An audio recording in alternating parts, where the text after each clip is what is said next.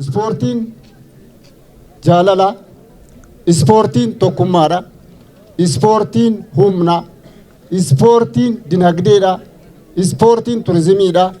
Kana bu'uura godhachuudhaan sadarkaa gandootaatti, sadarkaa aanaatti gosoota ispoortii adda addaa akkuma godina keenyaatti yeroo adda addaa dirree irratti shaampiyoonii sadarkaan geggeessaa har'a ga'ee sadarkaa godinaatti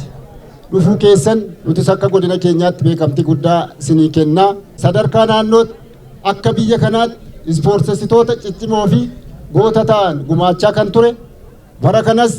xiyyeeffannoo addaadhaan iddoo adda addaatti dorgomanii bal'inaan gahumsaan milkaa'anii injifannoo guddaa argamsiisaa kan turan ammas itti dabalee shaampiyoonaa kana yeroo geggeessinu keessattuu gosoota ispoortii ja'aa fi ispoortessitoota 903 kan hirmaachise har'a yeroo jalqabnu bara kana adda kan isa taasisu tokkoffaa biyyi keenya yeroo isheen ol ka'iinsi ishee itti mul'ate gama dinagdeetiin, gama hawaasummaatiin, gama siyaasaatiin Itoophiyaan addunyaa irratti ol ka'iinsi ishee beeksise. Lammaffaan akkuma biyya keenyaatti mootoo bara kanaa Itoophiyaa gara biyya fakkeenyummaatti ceesisuudhaan addunyaa irratti beekamtii guddaa mootoo jedhu qabannee hojii guddaa hojjetaa kan jirruuf ammas caalaatti cimnee shaampiyoonii kana yeroo gaggeessinu tokkoffaan miira injifannoo gootummaadhaa fi xiiqii keessa jiraachuu keenya beennee ispoortessitoonni keenya miira kanaan hoogganamtanii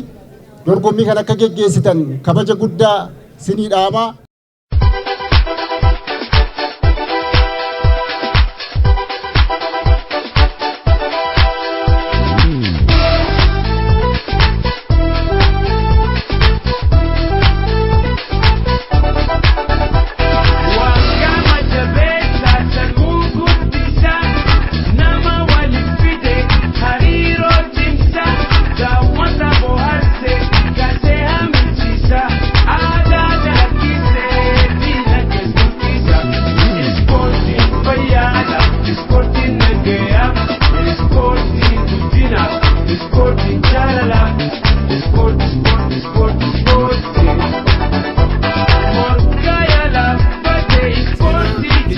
fi ispoortii seenaa Oromiyaa fi ispoortii gahee gootummaa Oromoon ispoortii fi fiigicha adda addaa keessatti qabu akkasumas miira injifannoo Itoophiyaan biyya ishii birmadummaa biyya ishii kabachiisuu bira dabartee seenaa isheen injifannoo keessatti qabdu isin qofa miti addunyaanuu kan dhugaa nuuf baatu ta'uusaa beekuun gaarii ta'a. Wanti isa baranaa adda godhu hidha guddicha biyya keenya eebbisaa achirra dhaabannee labsii addunyaatti labsine warshaa xaa'oo buufata xiyyaaraa guddicha warshaa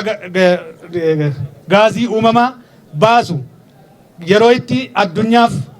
agarsiifnee mirkaneessinee hojiitti galleedha waan ta'eef kanumaan kan wal qabatu agarsiistuu dimokiraasii kan ta'e filannoo marsaa torbaffaa biyyi keenya bara kana gaggeessitus Itoophiyaa gara biyya fakkeenya taateetti karaa hedduun mootoo addunyaatti himne bara 2023tti fakkeenya badhaadhina Afrikaa 2040tti fakkeenya badhaadhina addunyaa ni taana jennee xiiqiidhaan itti galle sana yerootti tokko lama sadii jennee mirkaneessinuu fi filannoo addaa fi murannoo addaa haqa qabeessa fudhatamaa fi beekamtii keenyaa fi fakkeenyummaa keenya gara addunyaatti baasu ittiin mirkaneessinu waan ta'eef kunis bara kana adda isa godha. Har'a aanaa keessan bakka buutanii shaampiyoonaa waliigalaa godina Wallagga Bahaa irratti kan argamtan taatanis yeroo muraasa booda torbee lama sadii booda ambaasaaddara Wallaggaa taatanii dirree Oromiyaa irratti wal arguuf jirtu waan ta'eef kara tokko wal dorgomaa kara tokko wal tumsaa namuusa addaatiin akka keessa baatan dhaamsa koo isinii dabarsuun barbaada.